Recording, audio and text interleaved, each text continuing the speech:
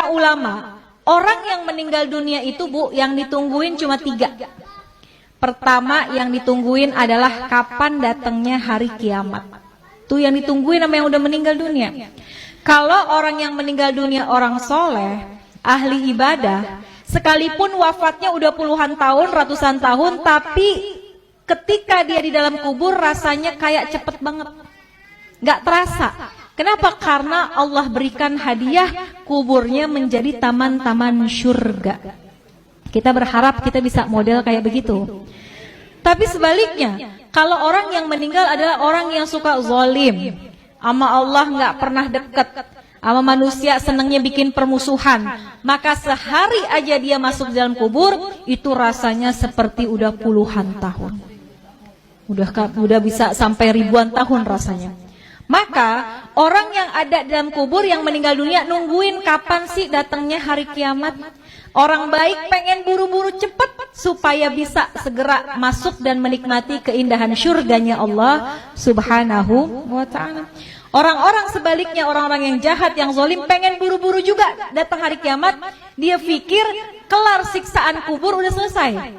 Padahal masih banyak siksaan yang lebih besar, yaitu ketika datangnya hari kiamat. Maka pertama orang yang meninggal nungguin kapan datangnya hari kiamat. Yang kedua, orang yang sudah meninggal kata ulama yang ditungguin kiriman doa dari yang masih hidup.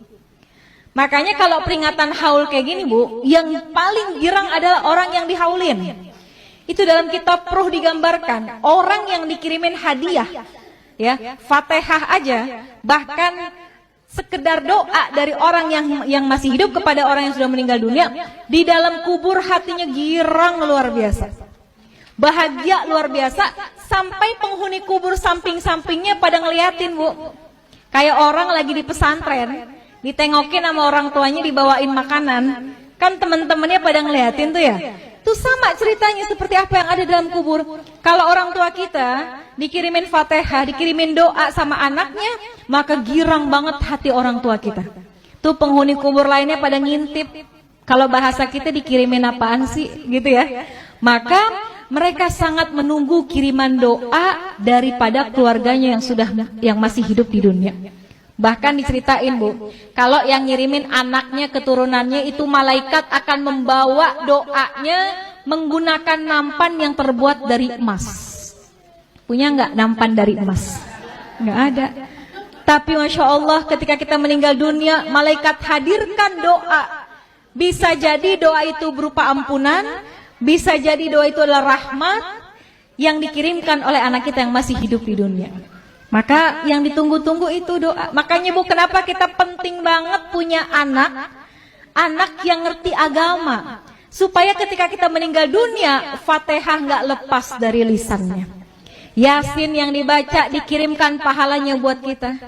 Kalau anak Bu ke orang tua, kalau kata guru saya, anak ke orang tua sekalipun gak dia niatin khusus buat orang tua saya, sekalipun gak disebut, pahalanya terus dialirkan oleh Allah kepada orang tua kita yang sudah meninggal dunia. Apalagi kalau diniatkan secara khusus. Besok nih bentar lagi mau kurban ya Bu, kita boleh sedekah, pahalanya buat orang tua kita, tapi nama kurbannya adalah kita. Kita kirimin deh, kita berkurban, pahalanya kita niatkan buat orang tua itu tuh hadiah yang paling baik, yang paling bagus, yang ditunggu-tunggu sama orang tua kita yang sudah meninggal dunia. Yang ketiga, apa yang ditungguin sama orang yang meninggal dunia? Kiriman laporan dari malaikat. Tuh malaikat itu Bu ngirimin laporan tentang anak cucu keturunannya. Kalau anak-anaknya pada soleh, soleha, pada ahli ibadah, orang tua kita girang dalam kuburnya. Ya Allah, girang hatinya.